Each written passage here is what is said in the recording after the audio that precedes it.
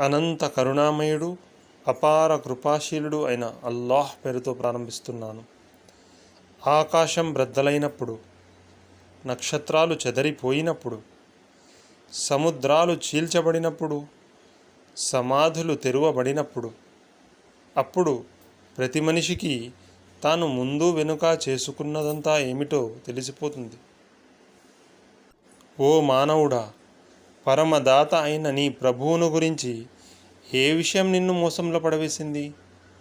ఆయనే నిన్ను సృష్టించాడు, ఎలాంటి లోపం లేకుండా నిన్ను తీర్చిదిద్దాడు, నిన్ను తగిన రీతిలో పొందికగా రూపొందించాడు, తాను తలిచిన ఆకారంలో నిన్ను క్రమబద్ధంగా మలిచాడు. ఎంత మాత్రం కాదు, అసలు విషయం ఏమిటంటే మీరు శిక్షా ప్రతిఫలాలు లేవని తిరస్కరిస్తున్నారు. కానీ మీపై కాపలాదారులు నియమించబడి ఉన్నారు.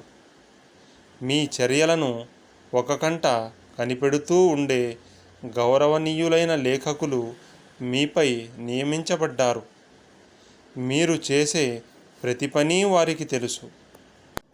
నిశ్చయంగా సజ్జనులు సుఖ సంతోషాలలో తేలియాడుతూ ఉంటారు. నిస్సందేహంగా దుర్జనులు నరకానికి పోతారు. తీర్పు దినం నాడు వారు అందులో ప్రవేశిస్తారు. ఇక అందులో నుంచి ఎంత మాత్రం బయటపడలేరు. అవును, ఆ తీర్పు దినమేమిటో నీకేమైనా తెలుసా? ఆ రోజున ఏ మనిషి కొరకు ఏదైనా చేయటం అనేది ఎవరికీ సాధ్యం కాదు. ఆనాడు తీర్పు ఇచ్చే అధికారం పూర్తిగా అల్లాహ్ చేతిలోనే ఉంటుంది.